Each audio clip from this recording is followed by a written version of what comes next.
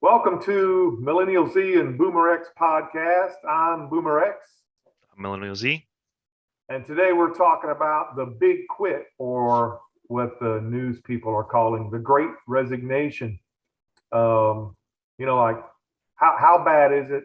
Why is it happening now? What's going on? And what are our personal experiences and thoughts about it? So I'll tell you, I've been a part of that. I retired early at the end of July 2021, and the reason for it was um, I didn't want to be so old. I saw some of my contemporaries and people older than me die not long after retiring and never was able to do what they will. They were always doing what other people told them to for those other people's benefit. And that's just a small part. I'm sure I'm not the only one. I read another article where, people are calling, well, it's not the big quit or the great resignation. It's the great sabbatical. They're going to realize that they need to get back to work, or they're just changing careers or jobs. And really, that's what I'm doing. I'm not going to do anything and just play golf. I don't even like golf, or stroll around the neighborhood with a small dog, or whatever people do allegedly do in their retirement. I just wanted to do something else, and I could. I had reached the point where I thought I could planned it out. I had 20 and a half years service with state government, was able to save some money and plan things out. So my thing was, if I don't do it now, I won't be able to do it at all, and you never know what's going to happen. When I had several friends die, a few from COVID, a few from cancer, a few from just life, things, unforeseen things happening. And I'm like, I need to do this. I think about it. I prepared them for it, meaning I prepared my employer for it. I trained people. They knew well in advance. And it was just time for me to do something else. So I resigned from that to to further my life in another way, um, and pursue other interests and avenues. So I think the pandemic had a lot to do with that, because I was working from home and you get to see what you really need or don't need. And I suspect these other peoples were doing the same thing. They were just doing a whole life evaluation and going, you know what? I don't need to do that particular job. I can do something else. Right. I suspect that's really the biggest push. The pandemic forced a lot of people to take stock of themselves, their lives, and what they really want to do, what they really need and don't need.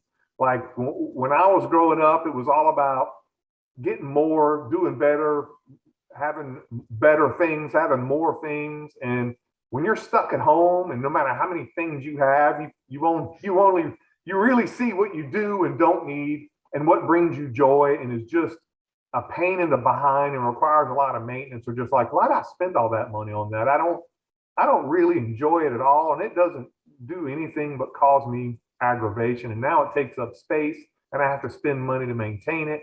And I was never like that in the first place. But I can see a lot of other people coming to that realization, and going, I can downsize. I can downsize a lot, and I don't need this job to maintain this lifestyle. I can assume another lifestyle where I'm happier, less stressful, and find another job.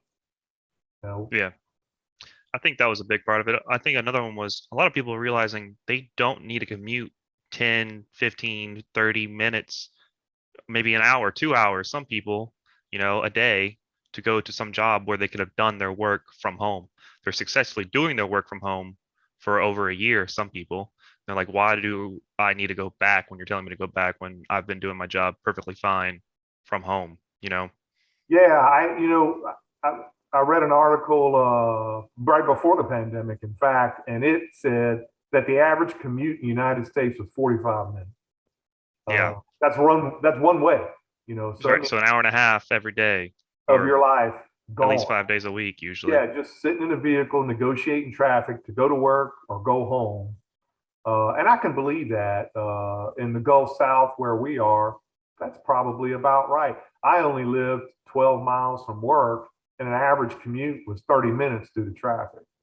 Now, earlier in my career, if I was going to do any work because of nature work I did, I was driving 2 to 3 hours one way every day. So my days are very long. Then I would work 10 to 12 hours that day and drive 2 to 3 hours to come back. Then I'd have to do a report, get some sleep, figure out marketing, on other days, squeeze that in. It was different. It was a different, I had a different mindset. I was trying to build a business. And I would not do that now. It's simply I would find another way. But, even now when I worked in an office, I was going downtown and I live in the city. It was 30 minutes one way. So it was an hour, and you realize you're here, and I realized I was doing a lot more actual work when I was stuck at the house and they didn't want us to go in the office and potentially spread the problem, that everybody was experiencing. Because I had nothing else to do. I was sitting there just working, no distractions, no anything. And I know they realize that too. But a lot of office things happen when you're not actually at your desk. Just the socialization, like, hey, we're working on this, and problems get solved, and socialization and networks get made. Some people still had to go in. They created skeleton crews, and those people became more listened to and thought to be more relevant than the people who stayed home. Right, because they're there, they're seen. So yeah, they're seen every day, and they develop personal relationships. And as human beings, if we're in close proximity to people, we either form an attachment bond or a great distaste for that person, and that happens. So, that office politics, no matter what you do or what you say, you're going to have to deal with that. So, but, and like I said, I think it was a lot of realizations that people were having during the time they were forced to stay home about how much money do I actually need? What kind of work do I actually want to do? What kind of lifestyle do I actually want to have? And they said, I'm going to do it, yeah, that month. Yeah.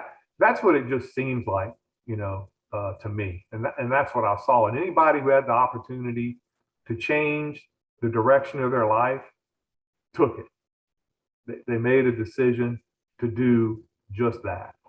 Um, I saw that the U.S. Bureau of Labor Statistics, United States, in April 2021, said that nearly 33 million left their positions over this period in 2020. That's a fifth of the total U.S. workforce. yeah, it's huge. Yeah, that is huge. That's almost a tenth of all people in the country, and a fifth of the actual workforce quit. Now that, that's also shared with the mandates, people not agreeing with all of that. But I mean, that's also part of the assessing your current job and what value system they have, and it doesn't align with your value system, and it doesn't align with what you want to do with your life. So I suppose it's in the same Well, ballpark of. that was definitely it for me. I thought, that I was helping, do things and make the world a better place, which is why I started working for government. I really wanted to contribute. And then when I actually saw that it's essentially a bunch of people who have their own interests in mind, that's how they became at the top of politics. And I'm like, I'm not supporting, they're not helping the people as they should. They're just trying to stay ahead of this and make themselves look like people who care, when they don't care about anybody but themselves. And the people they hire to be sycophants and loyalists, and that's all. And if they're not interested in having them around. I was a civil servant. I wasn't one of those appointed people. So I just wanted to do a good job. And they were constantly looking at ways to try to create the position into something that made them look better, not to do a better job, but to make them look better. And that drove me crazy. And I'm like, I don't want to do this. We're not working in the best interest of the people. They wouldn't do anything overtly or knowingly illegal, but they sure would twist everything up best way they could in order to make it for their benefit. Instead of going, look, this is the most efficient and best way to make this happen. Instead, it's like, this is the best way to make it look like we're doing something. So everybody knows that something's being done rather than just get the job done. Yeah, well, it's a flawed system when it's a popularity contest. You're Well, always thinking about your image. yeah, but and you got to have something, some system. And I don't want to get into the politics of it. It just made me reevaluate that, you know, I don't want to do this anymore. It's not working out to the best of everybody involved with me here, and they're going to do it because they're all together trying to cover each other's behinds to make sure that they have a job and Right. reelected. You know, so they can Yeah. have those high-powered positions and high-paid positions. And I deliberately turned it down. I was offered that. But I was like, no, because now you're loyal to an individual instead of the people of the state. And that was my true calling. I just couldn't do it anymore. And that's all I was ever interested in. If I looked like I was having a problem, is because look, I'm thinking of the betterment of everybody, not myself. I'm putting myself in the hot seat so it looks like that I'm trying to be the person to spearhead it and have glory, but I'm not. I'm doing it because I'm taking all the responsibility in order to, you can blame me so I can make sure this gets done for the betterment of everybody. That's all I did. But clearly that wasn't going to be tolerated. So it was time for me to do something else after I'd put in 20 and a half years of arguing with people. And I was the one actually I was doing it when nobody else knew how to do it. And they would fight me on every detail, but I was always thinking years down the road instead of what is this going to look like this week or to people that figure. I couldn't care less. I didn't want to look bad. I didn't want to create a problem. I just wanted to make sure, look, you just have to put this into practice the proper way and it's going to get done the way it needs to, for everyone, not just a small group of people. But, that's another thing. And what I was saying is, I'm sure other people had their own epiphanies, and said, you know what? I don't need to deal with this anymore. I want to do something that's more helpful. I want to do something that feeds my soul, so to speak, and give myself purpose that I can be proud of. And I'm going to do that. Um, Yeah, I truly hope I hope it's that way. I hear, anecdotal stories of that, but I'm not sure if that's the mass consensus because the cultural materialistic, you know, atmosphere of America in general is just very overwhelming for a lot of people. They don't even understand what they're doing. They just buy things for status constantly. They don't even know they're doing it. They just see market values and they see market ads and they completely just let it take over their lives. yeah, it's difficult to fight that when you're inundated with that from the time you can see and hear by everything around you, phones, computers, televisions, billboards, radios, podcasts. It's difficult to try to shake that. I need this. I need that. Wouldn't that be cool? And you do want to enjoy your life, but Hmm. at some point you're like, that's enough. Yeah. What else? There's only so many things that I can do and pursue. How much stuff do I need to stack up to try to fill that hole, whatever it is?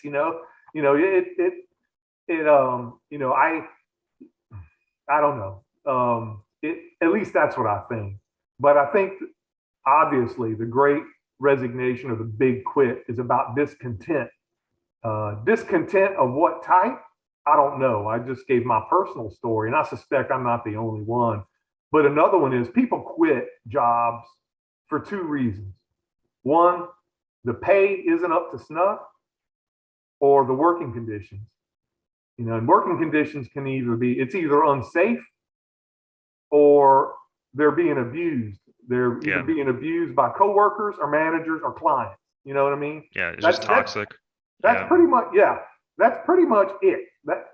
So if you took the job and you're getting paid what you were promised, and the job's pretty much what they said, meaning they didn't lie to you or abuse you, misrepresent the job, because that's a form of abuse. If they fraudulently represent the job, pay you a lot less than what they purported, and then they work you a lot more than what they described, that would be, a discount because you were being abused. But I think most of it, like 7% of the job quits or resignations were with hotel and um, food, Hmm. restaurants.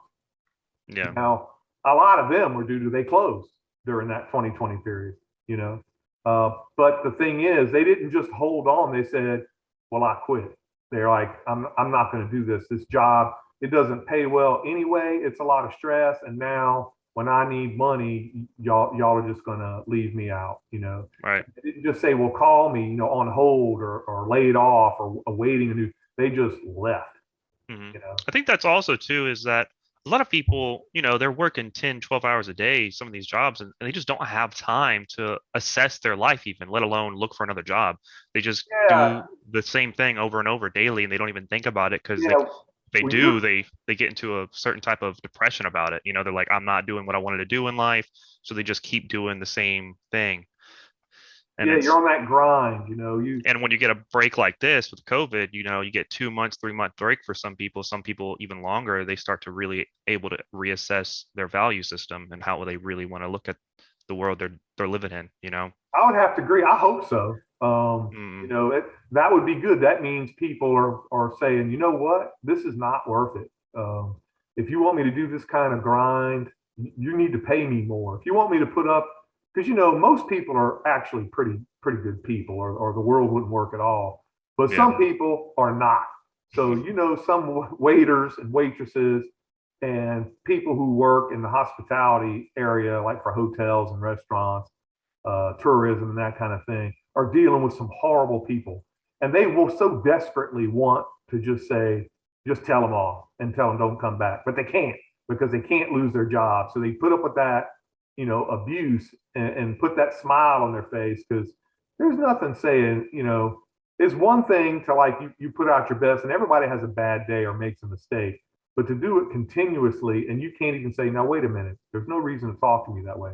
They're not even Right. allowed to say that. They Yeah. just have to smile and say, "Well, I'm sorry," when they did nothing wrong and that person's being a monster. They have to continually put up with that kind of abuse. So they're like, I'm not dealing with this. And the little bit of money the government paid them during that time, that 2,000 here, 1,400 there, that's not going to pay but a couple of months. So that Yeah. wasn't it. It was the time saying they did a reevaluation and found another job to be more suitable. I would hope so, you know. Yeah. Or Yeah. I would hope so as well. I really hope a lot of people, like you said, really took an epiphany in life instead of, what's the next hustle for me to do instead. I really hope so because that's a never ending story of dissatisfaction in the end because you're going to be, constantly looking for the next best thing and then you yeah, realize you just wasted 30 years. that's what a lot of people do.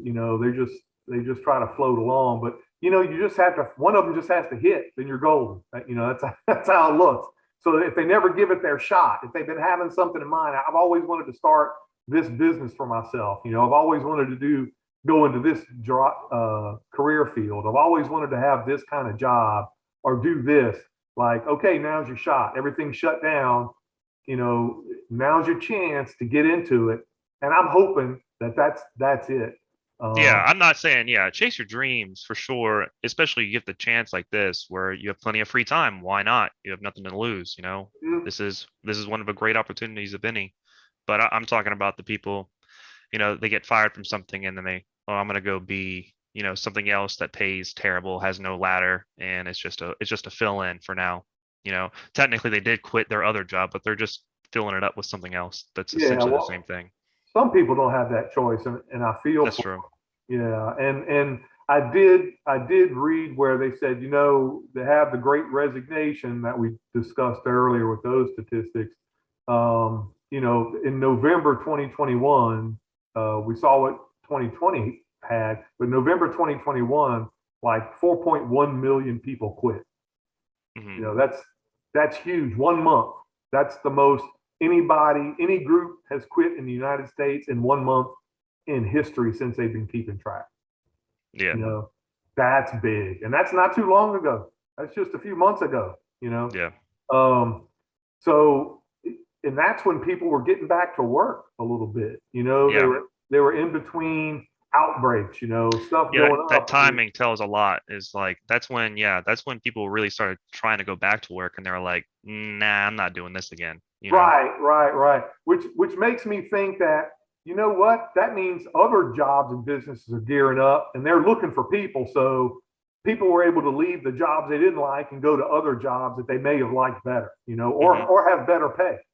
You Hmm. know, if they're going to do a similar job, but this other place is going to pay you more because they want to get up and started, you know, they're going to take that job. So they're going to quit their old job. So that's going to, you know, that's going to count as a resignation.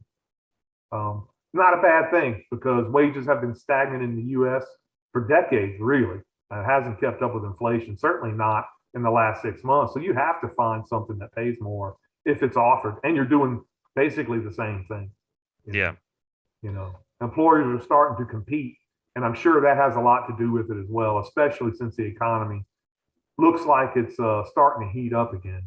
With inflation, that means there's more money to go around, so got to be coming from somewhere.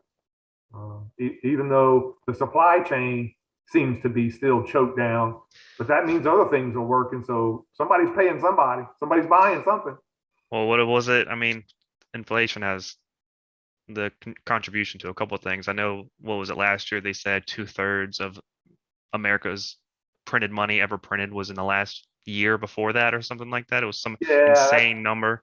the Fed So, fiscal policy. Yeah, that's so that, I mean, you have to know inflation's going to happen, and they were aware it was going to happen. I'm not sure they were aware it was going to be like this, but they felt they had to do something because they're deathly afraid of a depression era type thing, and they're not going to allow that to happen.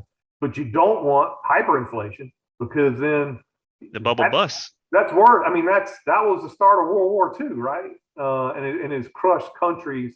I mean, that's how the IMF, the International Monetary Fund, that's how they have destabilized governments, is by creating hyperinflation. So that's, you know, part of their policy sometimes. Rather than wage a war, they, all the bankers and governments get together and do that. So, you know, and it looks like they're going to try to stop that by increasing rates soon to cool inflation off. So they're aware of it. But, you know, a little bit of depression might not be a bad thing to rein in some of that inflationary pressure, you know. Yeah, it's definitely a pessimist view on it, but I think it's a necessary one when you see the other choices. You know, when you have this much inflation this fast, there something's gonna have to happen. Yeah, yeah. I mean, Unfortunately, it's probably not gonna be a good thing yeah, for anybody. it's going to Well, create for pressure the that average person. that they can't foresee. You know, people are going to have to go, okay, what do I do now? You have to find another job just because, you know, you got to pay rent. You know, you got to, and some people are doing that already. You know, Hmm. but there's only so many hours in a day. And ultimately, you have to eat and you have to sleep, and you have to see your family and friends. Or what's the point of working? You know, then you're going to see crime start to go out of control. I think because people are going to be despairing and desperate. You know, they're going to Yeah. go, I'm not dealing with this. And it's all their fault, you know. But it's not like the old days, man. Electronics follow everybody everywhere, and there's cameras all over. You can't get away with things like you used to, you know. So you might want to rethink that. It's a lot easier when they make laws that allow you to steal as long as it's under $1,000 in places like California.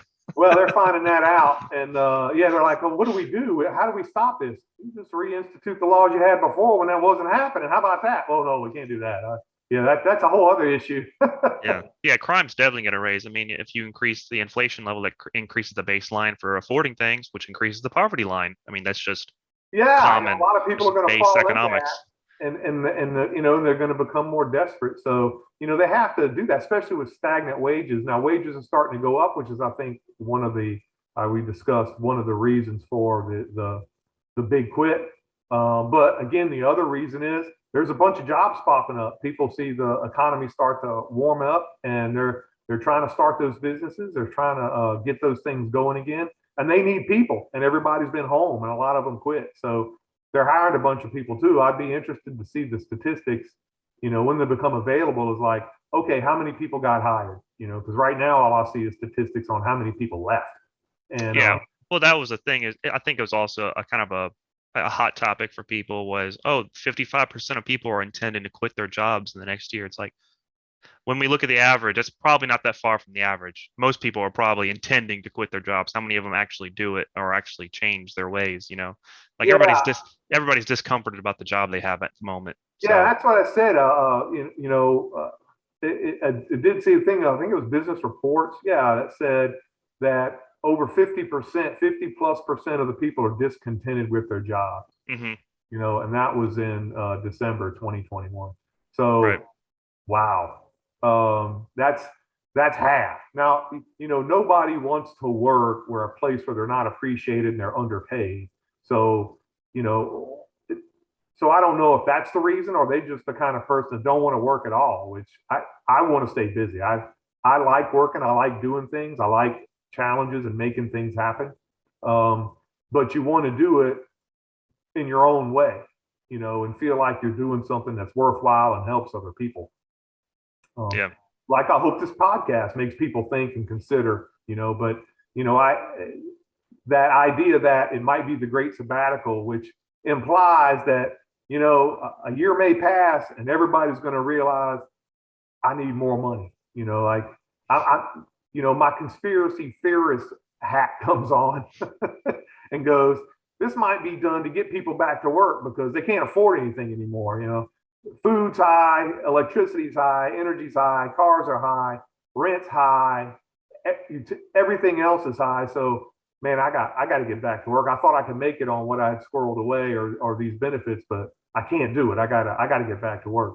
So that would be horrible if that's the case. But anything's possible, right? I'm not going to shoot that down, but I think that the biggest reason is, again, the printing of money just being out obscene, and then also the supply chain, like we talking about, it's very limiting right now. So when you have high demand but low supply, you're going to have a Yeah, higher and you have a cost. lot of liquid capital out there. It's available. People be willing to pay whatever to make things happen, especially businesses. hmm Like I say, you can drive by any uh, vehicle dealership, any auto dealership, and look out there, and it's pretty much empty. You Yeah, know? it's skeleton. They're trying to make it look like there's cars in there by parking them sideways in Yeah, front of the interstates and stuff to yeah, make it. It's hilarious to watch, but it's just a desperate attempt to show right. like, But oh, most we have cars cars. are the employees at the dealership. And they're on the I side. remember working at a dealership, and I'm just remember having to park cars and like trying to find space. Right. Like you're trying to figure out how to organize all these cars so you can fit more into this parking lot. Yeah. Now it's just like it's free reign. I could do donuts in this thing if I really Yeah. wanted to. You could run around and never hit a car. I mean, just Yeah, just riding around. So, and the motorcycle dealerships, we both ride motorcycles. You go in there and you might see yeah, one or two beat up old used vehicles that nobody wants just because they know they can't get parts for it to fix it. yeah. Good It's old BMW and Harleys right now are going by the thigh, man. They're everywhere in there in the used areas. That's what the ones yeah, I've seen anyway. yeah, because they're getting top dollar for them. If people say, I only ride this thing 5 times a year, I think now's the time to trade it in. That too. Yeah, yeah. If the cost for the repair isn't worth it to you, or the maintenance, because it's going to raise, the maintenance is going to raise because the supply chain's messed up. And then you're also looking at, well, I could get rid of this thing for more than I paid for it 4 years ago. That's insane. Why Or at wouldn't least I the do that? same. Yeah, Yeah, yeah. yeah, Like, why wouldn't I do that? So, that's true. So that causes it. But I'm just wondering how it affects people who decide I don't need to work here anymore. I quit. You know, that's interesting. Like when I saw those numbers, I mean, I know why I did it, but it was my personal thing. And my whole life was planned around saving up some money, putting stuff in stocks, putting in a retirement fund, and making it ready, having enough to go those few years before my pension starts. Like there can't be that many. There can't be 1/5 of the country doing the same thing. yeah, yours was just a coincidence. Everybody else was, yeah, definitely a reaction. Yours was pro-action, if anything. Right, right. Yeah. And theirs was, I don't need this anymore. I don't, hmm what's going on. And I remember thinking, man, I hope they're okay because you just don't know what's going to deal. But like I said, I thought about it. I think a lot of it also is they're not chasing all the goods and services. I mean, and I mentioned it before. Um, you can get by on a lot less. And I think people realize that, like, I'm getting by on a lot less. I'm spending almost nothing. And a lot of that has to do is I don't have to go to work and I don't have to de-stress from being around those people all day that don't like me and from Right. making all that commute and from having that vehicle. And I don't have to pay for childcare because childcare were closed and they realized how much they were spending for that, for gas, for maintenance, for another vehicle, for all that stuff. And like, if I just quit, especially if it's a household with two people working, we can make it fine. I mean, when I was a kid, people just started getting two cars, in the late 60s, early 70s. Most of the time before then, it was one car, Yeah. and yeah. And in the house, of course, there was no internet. There was a television with rabbit ears or the antenna outside the house that picked up 1.5 stations where we were because it was a rural area, but 3 stations if you were lucky. Um, and a landline telephone. There were no telephones in your pocket. And the biggest expense aside from your mortgage or rent was food. You know, that was it. And if you wanted to spend time or entertain yourself, you called friends. You played. They played cards. They hung out together. They talked. They might watch a movie at the movies, which wasn't a thing in the pandemic, or a TV show that everybody wanted to see. They would go to one house, watch it, and talk about it, and of course everybody was smoking cigarettes back then, but do that, and they'd sit around and they'd talk about it, or they'd sit at the kitchen table and talk to each other all night long. The cars were just a way to mark time, or do Hmm. something different. But really that's what everybody did, after work on weekends. People went to the zoo or they went to the beach or they went to the lakefront or they walked, they went to the park, or they just went to town just to hang out and meet people, go into the shops or go into a restaurant or something like that. And that was it. That was most of entertainment. You had some people who were into horses or into racing cars or working on cars, doing other. Everybody had their hobbies, but it wasn't. There weren't that many expenses to have unless you created them. Like now, you have to have a smartphone if you're going to function in modern society in any kind of way. I mean, Hmm. you make applications by going online. You have to have internet service. There was none of that to buy, none of Yeah. that to spend on. You know, Yeah. So you um, have to have you have to buy the at least, $700 to $1,100 phone, and then you have to at least pay $50 to $80 on your yeah, for cell an phone service. individual. Yeah, you Yeah. had all of these expenses that you had to have to function. Now, if you're staying home, with the kids, or you decide not to have a landline and you have a two adult household and only one of them's leaving, you don't need to have two brand new cars. You don't need to have a landline and a phone in everybody's pocket. You don't need to have somebody paying to watch the kids, and that's it. There weren't any daycares back then. You either had some lady that you knew could babysit the kids after school, or the kids were latchkey kids. Once they got old enough, there wasn't that expense, and if there was a two worker household, but a lot of them, the wife stayed home and she wanted to stay home. Hmm. Now, some of them, sure, some of the old, because the old, caveman mentality had that. My wife's not going to work. But you know what? She didn't complain. She wanted to stay home. Because if they did complain and they became upset, a lot of them were leaving their husbands. They didn't say much. If they really wanted to go to work, they went to work. One way or the other. But many of them, not all of them, but many of them, like, I don't, I don't have to listen to you anymore. And they left. They got a divorce. But now, like I said, everybody's working. There are more people available to work because there are more people skilled and more people want to work. And now it looks like it's sliding backwards. People are realizing we don't need to have two incomes. We have other obligations and we can cut expenses a lot if we Some decide. people for sure. I do remember. I remember a little bit of, and I was born before the whole like one car per household. I definitely remember seeing multiple cars in the After, driveways.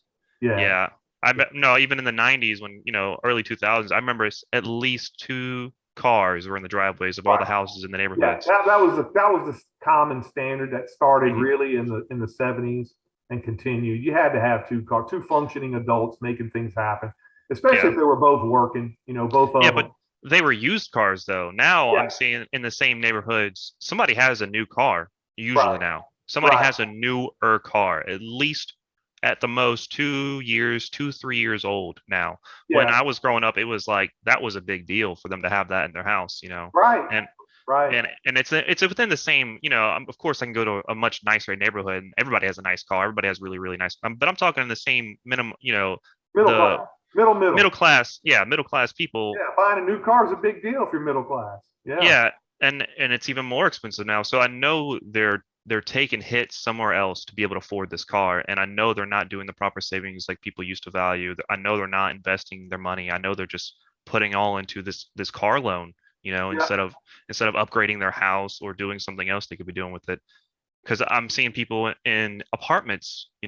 These apartments aren't really nice apartments, maybe $1,400 a month for this apartment, but this guy owns a Porsche. This guy owns a BMW M5. This guy yeah. owns, I'm like, the value system's way off. Like, why aren't you buying house? Why aren't Well, you? that's always been the case. We used to make fun of people who would do that. If your car is worth, you know, half of what your house is valued at, you probably need to reevaluate your priorities. Right. Or especially more than 50%. Like Yeah, if your car loan is the same amount as your mortgage, that doesn't make any sense, or your rent, it right. doesn't make any sense. Yeah, yeah, yeah. If your house is valued at 300 grand, but you're driving $100,000 car, that's only 33%, and you still know like what? You know what? Hmm. What's going? That's That, you that might better want be a to. work truck, man. That better be making you money. You know what I Yeah, mean? yeah, yeah. Now if it's a business expense, that's different. Right. And that's it. And I think, like I said, this made people pause. This was a forced pause. And what are people going to do except roll around in their mind, watch money come in, or watch money go out, and go, okay, you know what, honey, I don't need to do this anymore. I feel a lot better not having to go deal with that grind, deal with bosses who don't appreciate me, deal with clients and customers who treat me bad, deal with co-workers who start all this political nonsense or create problems for me and everybody else. But because they're related to the boss, they're not going to get rid of them. So I'm the one that has to deal with it. And they're like, yeah, I'm good. Yeah, I'm good. Or I'll wait for something else. Something else will come up. I've heard that a couple of times too. And if that's the case and you can make it, good on you.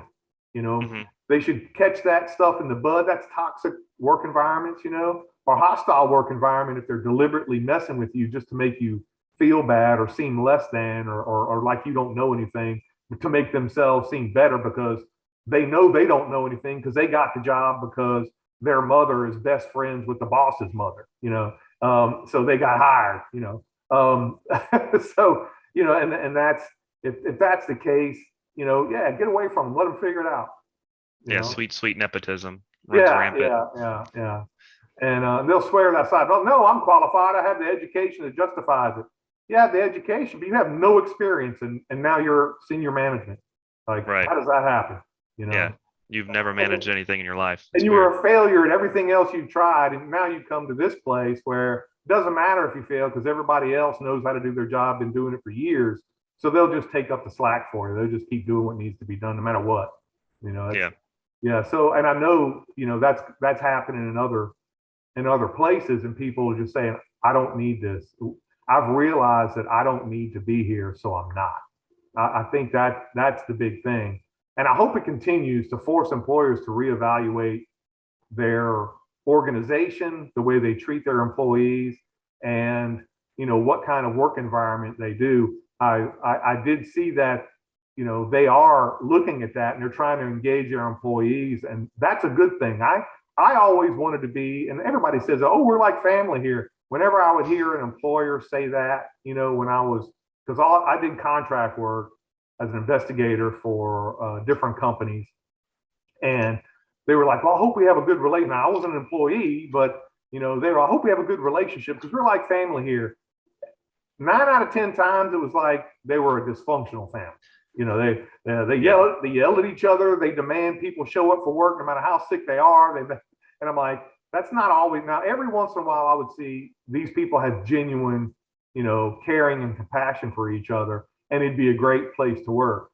And but most of the time that wasn't the case. Yeah. Yeah, especially, well, I've noticed from working a couple businesses, small businesses, is the owner wants you to have the same work ethic as he has for his business, as in like as if you're going to get the same profit margins that he's going to. When you're just a pawn in it.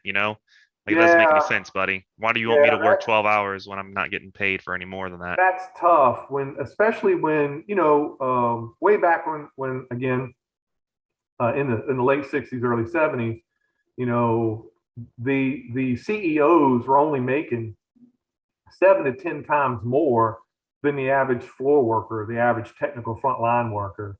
And now it's like 70 to 100 times more. And like Yeah. you expect them to care about their position as much as you care about your position.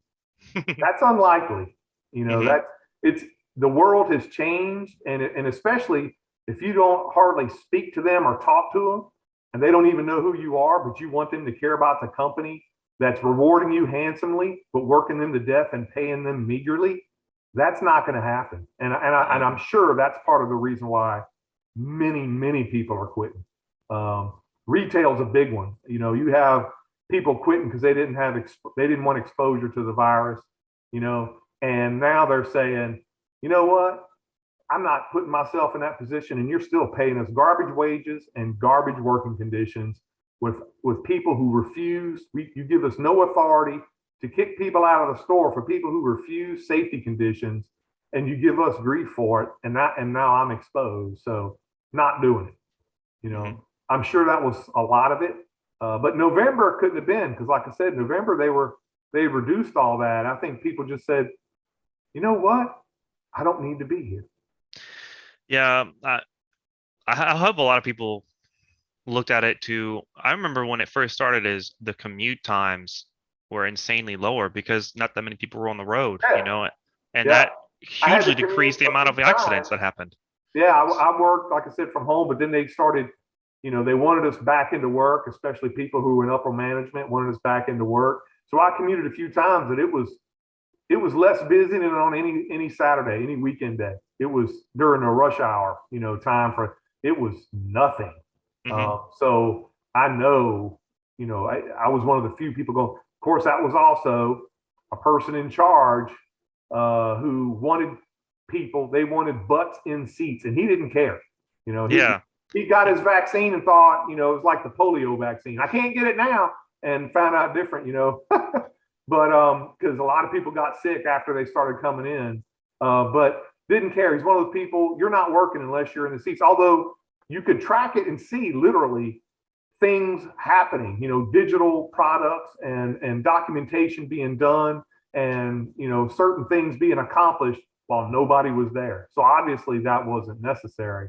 But he just couldn't stand it. He just didn't. If I have to go in, everybody. Well, you don't have to go in. But Well, you want you people know, to go in, and you can force people boomers. to go in. Yeah, That's the boomer thought process. yeah. Well, yeah. He's older than Boomer. Probably. So Jesus. yeah, they call it the Great Generation. The silent generation. Just a little bit. He's on that cusp, I think. Boomer and silent generation. You know. Okay. Um, Old, yeah, yeah. ancient. Yeah, it would be late '70s. Um, but yeah, it just because he grew up, that wasn't an option, and couldn't possibly believe that anybody would be working. Where now electronics monitor everything. Everybody knows exactly what you're doing all the time, and exactly what you're doing, and what you're not doing, and how long you're on, and how long, and what you're doing when you're on or not on. It just everybody knows this, but doesn't matter. Just that mentality. Yeah, Where that commute time alone, I mean, the lack of traffic saved lives undoubtedly. Like oh the yeah. amount of people, I know there's at least one wreck in the morning every day on I-45. At least one. Well, you're in That's Houston, so you have a different. It's you got 9 billion people in the greater Houston area.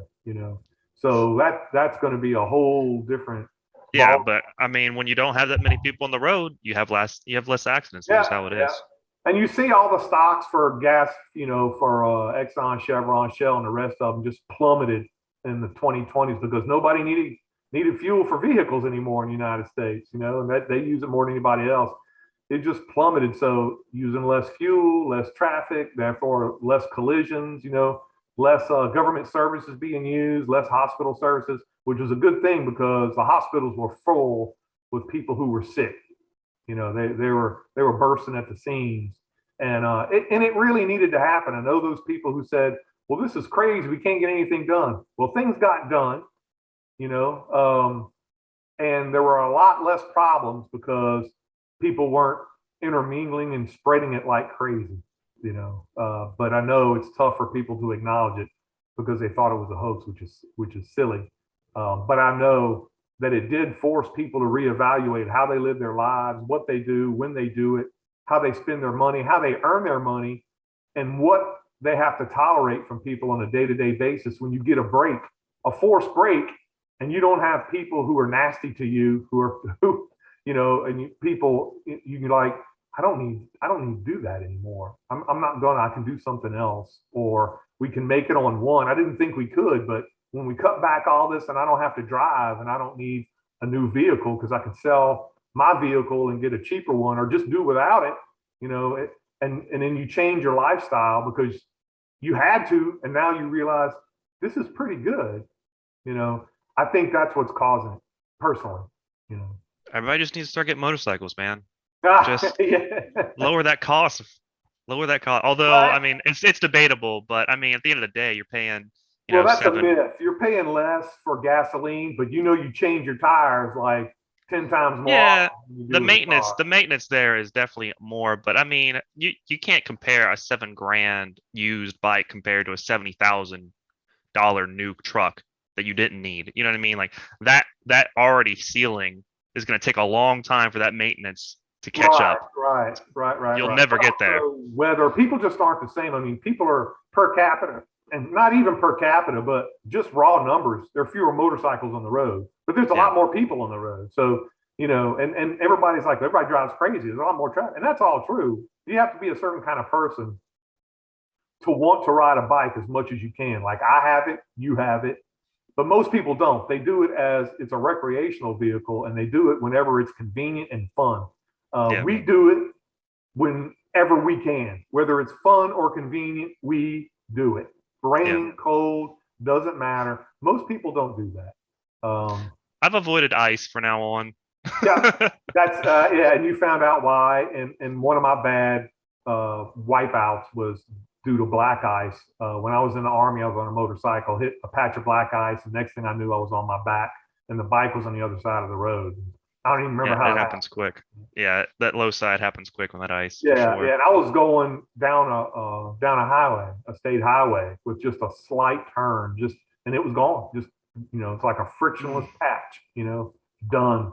Um, so but aside from that, it is lower if you maintain it, but it's a lot more work because you have to maintain it. A lot Yeah. more than modern cars need almost nothing for maintenance. Filters, oil, tires, and that pretty much takes care of everything for the first 150,000 miles. You know, Well, if you get a good one, yeah, a yeah. I mean, Yamaha, yeah, Honda, Suzuki, something yeah, reliable. yeah, yeah. But I mean, I'm talking about for cars.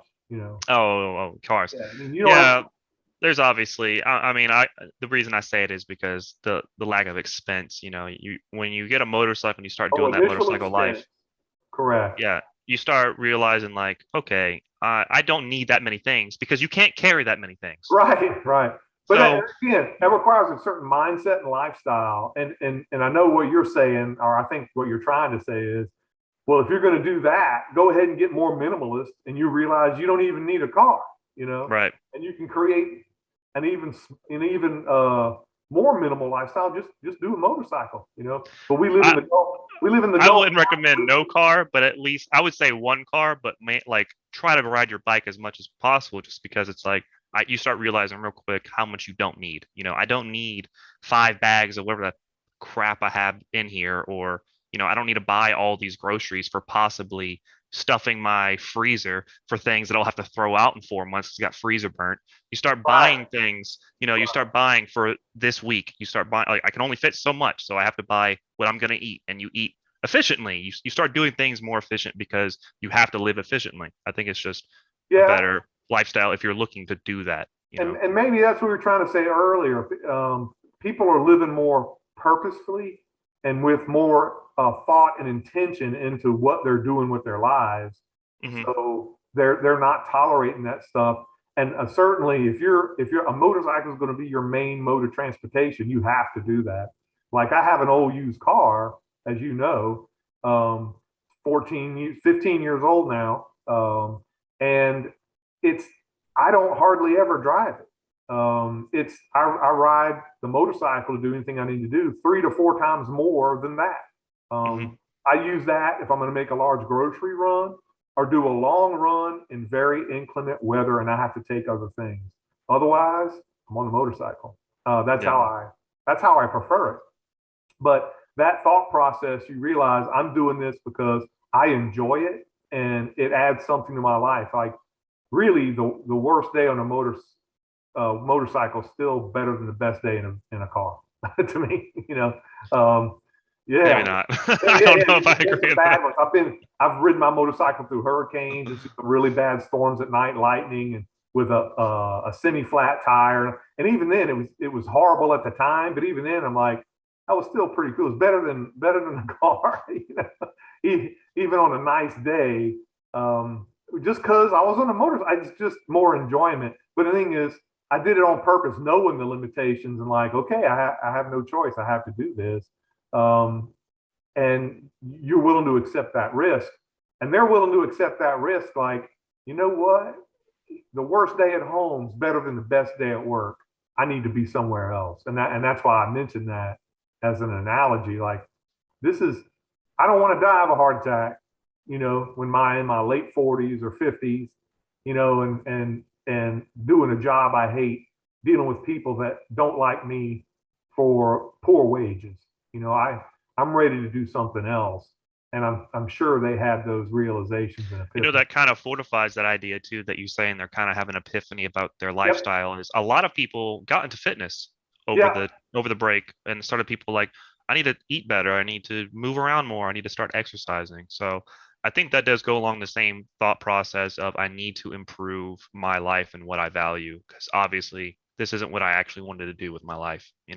Yeah, and I think that's really the crux of the whole thing. Everybody's like, this is my opportunity. I've been shown that it's on me to improve my life, and now's my time. I can see I can do it now. Now is the time because there won't be a better time later, you know. I'm sure a great motivator was as well is the more obese people were keeling over from the Oh, you from the mean for virus. fitness? Yeah, yeah. Yeah, so I'm like, That hey man, certainly I should got get in some shape, people. otherwise I might be a comorbidity. You know what I mean? I need as few comorbidities as I can possibly have in order to, yeah, I'm sure that had something to do with it. But in this particular instance, yeah, I think it was just a realization that touched every part of their lives and they conducted themselves and said, I'm going to be more purposeful about what I do and make sure that I can squeeze as much joy for myself. I mean, everybody deserves to live for themselves if they can, rather than you breaking your back working for somebody else who doesn't appreciate you and pays you nothing or uses you as a scapegoat for things they do wrong because they don't know what to do, but they want you to do it, Hmm. whatever it may be. You see that in large businesses like, And I think people get away from that, and that really is the American dream, is just the opportunity to do something that you want to do in life. That's the real American dream, is not the white picket fence. That's not for everybody. It's the opportunity to do something that's not the normal of what you have to do what everybody else is doing. yeah, I think so. I mean, that to me anyway. I mean, we may be two outliers here, but I agree with you. Like the real American dream is, are you happy and are you doing what you want to do? You Yeah. know, and of course that includes not harming anybody or Right. anything like that. I mean, being a good person. Some people, well, yeah, I just want to, go down the landscape and pillage and feed. And like, no, no, no, no. We mean being a Yeah, I like burning forests down. Like, no, no, no, No, no, no. can't do I mean, you that. always have those crazy, but being a good person and just living your dream, doing what you want for your own reasons, finding joy and contentment for yourself, and hopefully, like me, that's what I want to do while I help and educate other people and get them to consider other things. And I just, in my looking at all the statistics and how many people it has to be that's everybody was just forced with that realization and said, you know what? I think I can do something else. I don't have to be here. Um, and I don't know about you. You changed jobs, but your job really changed around you as opposed to Yeah, you leaving it and making a change yourself. yeah, and that wasn't really due to the the certain times. It was inevitable. It just happened to be coincidental. Yeah. Um, yeah. Fortune magazine at the beginning of this month, January 2022, did say that hires are on an upswing as people who quit continue to rise. So that means there are, as we suspected, there are more jobs opening up, hiring people away from jobs they don't like. They're just taking it, But Gallup.com said that it takes about a 20% increase in pay to lure somebody away from a job that they're okay with, meaning they Yeah, don't particularly like it. They're like, oh, this is okay. They know it. They're comfortable with it. They do it. They're getting paid reasonably, and they're not looking. They have no intention. It takes a 20% raise to get them away from the job on average. But that's weird. if That's weird that somebody that's the base because it would to me that's a lot more. There's a lot more variables for me to change right, jobs. but You know. we're just talking in general terms, but if you're discontented with your job, you don't like your job, it takes almost nothing, just an opportunity. You're like, I'm out. It's my, hey, I got another job. You want it? What's it doing? And they tell you something that you're okay with. Yeah. Yeah. They don't even ask questions. They're like, I'm out of here. They don't beat me, do they? No. Okay, let's Yeah, go. right, right.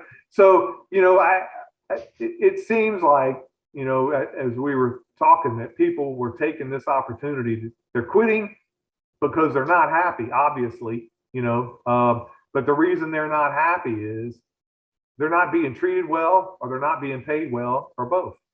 Um, so typically, when you're not being treated well, managers have probably run off more people than anybody else. I mean, people who get into jobs where clients and customers are abusive, they know those jobs.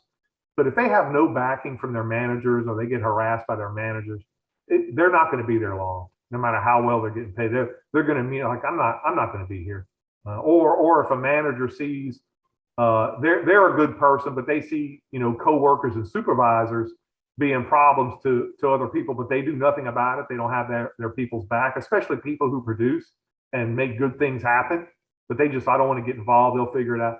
Yeah, I blame the manager for that reason. So that if that's going on, they're taking the opportunity to leave, and you can't blame them. You know, No, you definitely can't. I'm glad more people are leaving. I'm hope it's putting people in the right perspective on things, like we said.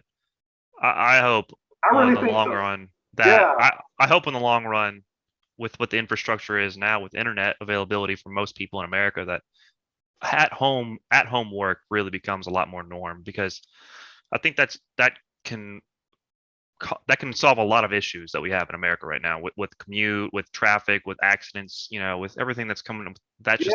just the surface level of what's They may really have going a on. lot of those people in those retail and hotel jobs, hospitality jobs may have gone to working from home jobs, different type of jobs, and being call centers where they can be at home, and working online, where they didn't have to go in and compute and deal with the kind of people, who abuse them in hospitality and retail places. And that might be the case, but you're still going to need people for those places, so Yeah, I'm not sure if those ones quitting are going to be the ones, but I do know office jobs, there was a huge migration from while the COVID was happening. Oh, shouldn't have said that, but oh well. Is right. people started working from home and I think that's going to be a huge advantage for a lot of people getting to say, hey, we did this for a year, it worked fine. We can still, you know what I mean? I get to see my kids more.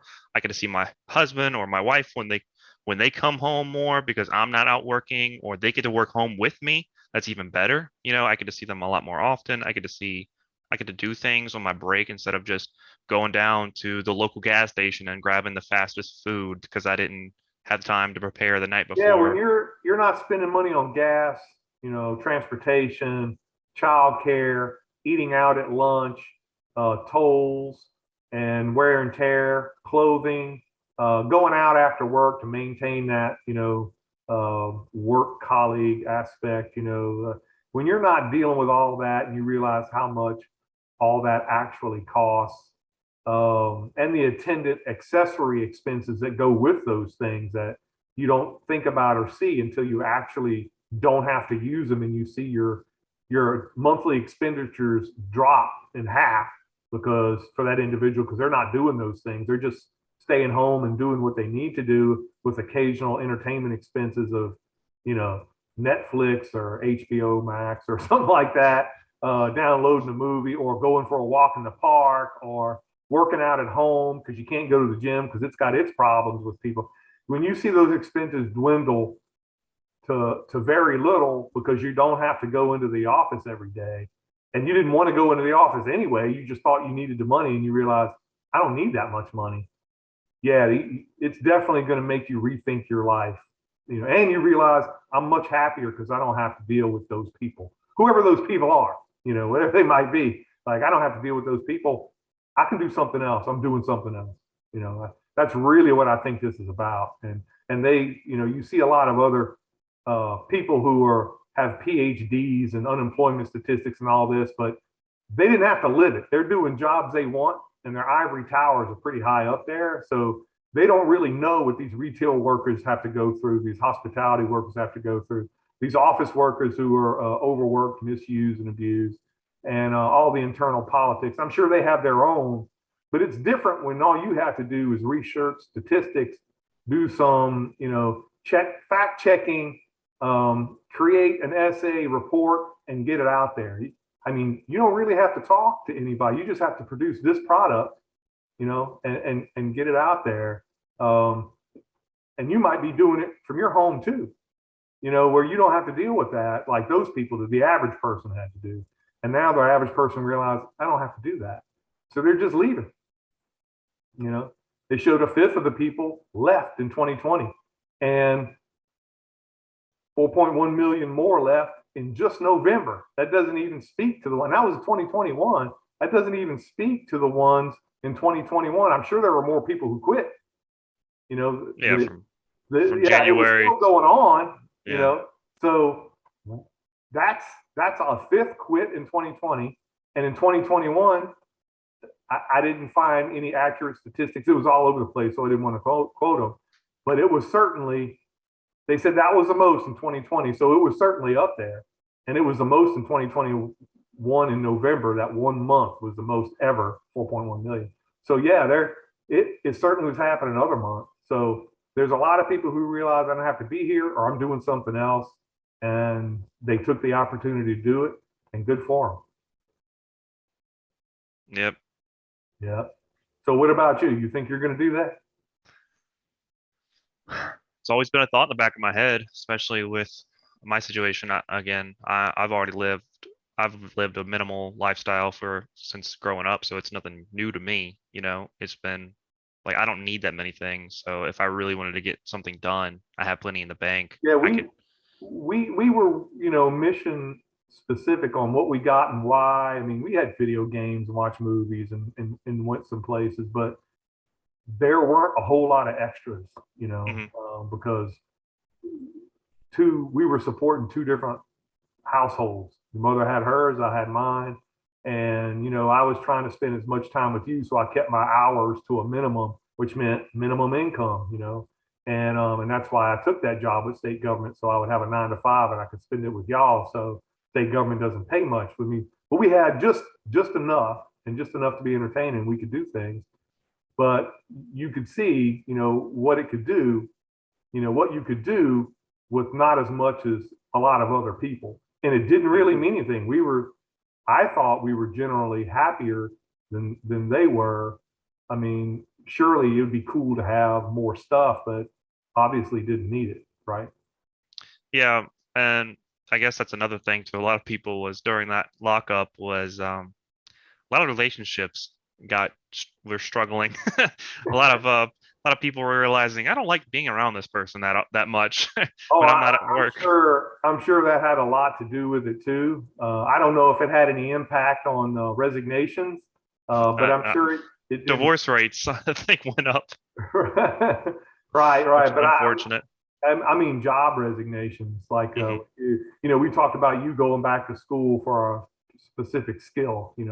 Going to electrical school, and I think that's a great thing. But we were thinking about that before all this started. So uh, you know, I don't know if it would have any impact, but it'd make you reevaluate everything anyway. I'm sure it did. Well, yeah, definitely. I mean, tech schools went crazy during that. They started locking up, so it became a weird thing where some were mandating, some were locking up their entire system, some were getting shut down because people they were mandating and people didn't want to sign up, so they didn't get enough attendance to be able to continue Yeah, their so schooling. there was no chance for you to go to become an electrician and go to Votech school to learn your skill and start apprenticeship because they were just shut down. There was chances, but it was finicky. You didn't know who was going to be the next one to shut down. You didn't know who was going to lock up their system. You didn't know, you know what I mean? Like Yeah, you could go into one and you're not really sure if it's going to pan out well. yeah, and I'm sure that happened with businesses as well, not just school. So people probably quit because it was unpredictable and they had to find a job that was paying them. I never even thought about that. Yeah, that would be very important. If you're struggling and you're trying to work with somebody, but they keep closing the door, you're not going to be there much longer. You're going to look Yeah, for another place to work. And I'm sure that happened too. But everybody kind of knew that was happening for those kind of jobs. So hmm um, that was the whole reason for the government program where they were paying them. But they were paying them enough for food and basic essentials. They weren't really paying them, for no, unemployment was probably the best it's ever been, but for a lot of people. But even then, it wasn't. That was just through 1 year. It dried up eventually, or a year and a half, and the big quit in November happened after the benefits stopped. right. So that couldn't have been it. I think it was just simple. I don't have to be here, so I'm not going to be here anymore. I'm going to do something else. Yeah, that was definitely seems to be the reason. I can't think of anything else besides people really assessing their life and like, oh, okay, nah, I'm good. I'm gonna go Yeah, do something yeah. else. I got other plans. Yeah, yeah. I agree. Um, well, next podcast we are going to talk about what you, Um, we you can talk about remember? a lot of things. Yeah, yeah. But we had a subject we discussed. Um, Illegal drugs. What if we made them legal? Oh, we're doing illegal drugs? Yes. Yeah, yeah, yeah. And the good thing is we have two countries that made all drugs legal and have for years and years. So we'll talk about that, what's happened with them, and actual impacts and what's going on now with the war on drugs that started in the 70s and hit their peak in the 80s and 90s and all that. So that's going to be our next podcast. And thank you all for watching. Please like and subscribe, and we'll talk to you soon.